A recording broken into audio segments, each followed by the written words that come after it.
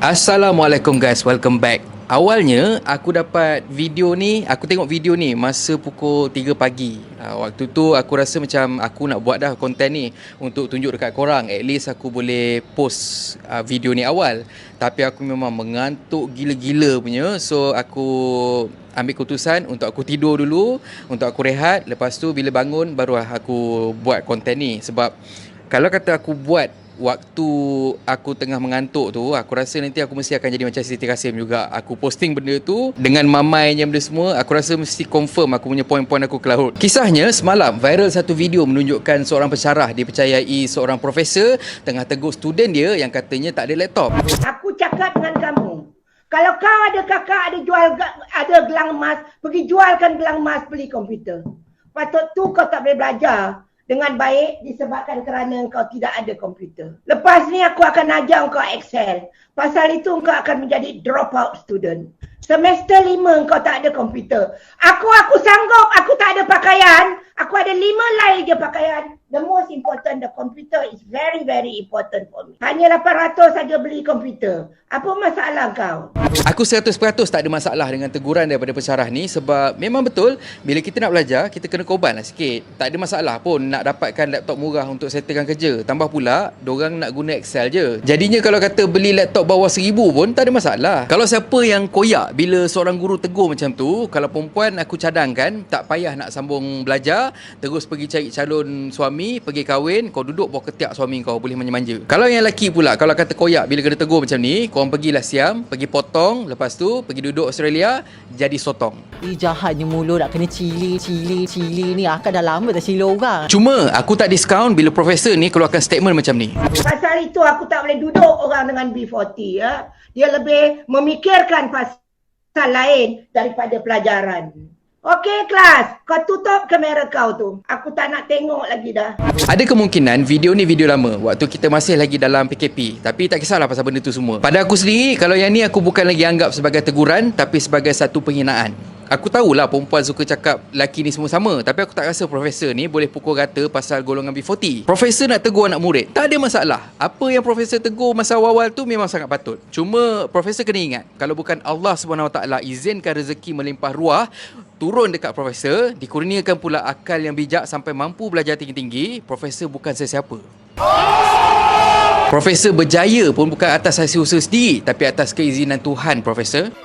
Betul. Aku sebenarnya paling tak suka orang-orang yang berkasta macam ni. Zaman sekarang ni, mindset kasta-kasta ni semua dah sepatutnya dah tak wujud dah. Tambah pula kalau kata Tuhan nak tunggang terbalikkan status seorang tu, sekejap je dia boleh buat. Sebagai contoh, macam kita tengok sekarang ni, berpuluh tahun profesor ni usaha untuk naikkan nama dia sampai tahap yang tertinggi. Yang tu aku sangat yakin. Dan hanya disebabkan satu video berdurasi kurang 2 minit, hasil usaha dia selama berpuluh tahun langsung orang tak pandang sebab mulut yang celupa. Kalau profesor geli sangat dengan golongan B40, pergilah mengajar dekat universiti swasta yang elit tu. Duk melepak dekat universiti awam tu kenapa? Kena reject dengan universiti swasta ke?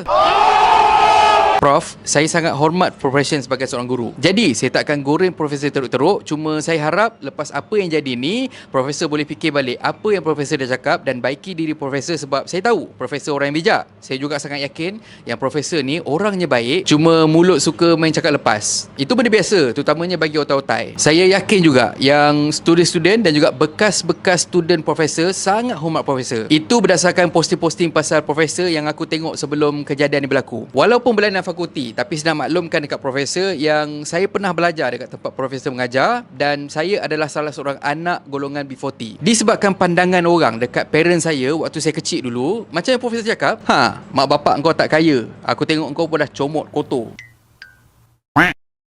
Itulah punca kenapa aku banyak korbankan masa aku waktu remaja untuk buktikan walaupun mak bapak aku tak kaya, insyaAllah aku boleh jadi orang. Suka aku nak ingatkan pada kawan-kawan aku dekat sini, terutamanya yang baru subscribe ataupun follow channel aku, yang naikkan aku sama ni pun sebenarnya cikgu aku yang sampai sekarang aku masih lagi rapat. Walaupun dia kaya, tapi sikit pun dia tak pernah hina anak-anak murid dia, dan mana yang susah itulah yang dia bantu walaupun terpaksa untuk dia keluarkan duit dia sendiri. Untuk info korang, kereta yang aku pakai sekarang ni pun dia yang bagi sebab waktu tu aku tak ada transport dan aku baru hilang kerja. Jadi, apa solution daripada profesor ni untuk bantu anak-anak murid profesor yang tak ada laptop? Takkan setakat hina je. Mungkin Ini waktu terbaik untuk profesor beritahu dekat netizen usaha-usaha yang profesor dah buat pada student profesor, sampaikan profesor rasa macam aku dah tak ada cara lain dah untuk aku bantu student aku ni yang tak reti, tak faham bahasa ni selain daripada hina dia. Aku tetap husnuzon yang profesor ada usaha untuk dia. Pada aku, sepatutnya profesor kena syukur. Budak tu ada keinginan untuk belajar. Kalau dia langsung tak terfikir nak belajar profesor takkan jumpa dia dekat universiti sekarang ni, dan aku rasa dia lagi selesa untuk lepak kat rumah ataupun pergi cari kerja. Tak kisahlah kerja apa pun selain daripada belajar. Aku rasa benda tu yang kita kena appreciate pada anak-anak kita yang sekarang ni masih lagi teruskan study. Cumanya sekarang ni aku tetap bagi ruang pada profesor ni sebab kita tak tahu apa punca dia tiba-tiba bengang. Kadang-kadang cikgu ni dia dah lama simpan dah perangai anak-anak murid dia.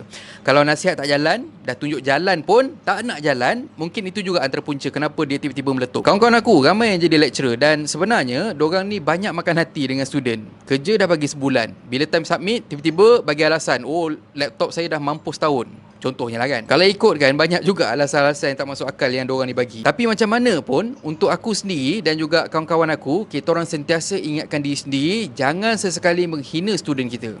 Marahlah macam mana pun, rotanlah macam mana pun, tujuan kita adalah untuk mengajar ataupun kita marah student kita sebab kita nak dia improve. Bila kita hina student kita atau sesiapa pun, benda tu bukanlah datangkan semangat yang mana kalau kata orang tu berjaya, dia akan appreciate dan berterima kasih dekat kita. Tapi sebaliknya kejayaan tu akan datang dengan dendam pada orang yang pernah hina dia dulu.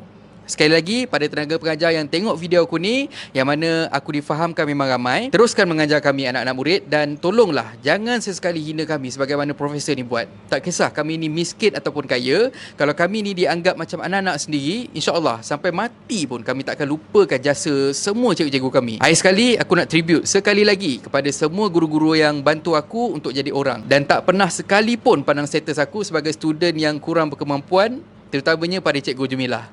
Aku sangat-sangat appreciate. Dan akhir kata pepantun, hati-hati lintas city. Dalam sungai ada buaya, tinggi-tinggi belajar universiti. Tuhan tarik, bengap akhirnya. Dan kalau korang suka konten yang ada dalam channel ni, please consider to subscribe, okay? So thank you very much for watching and have a nice day. Assalamualaikum.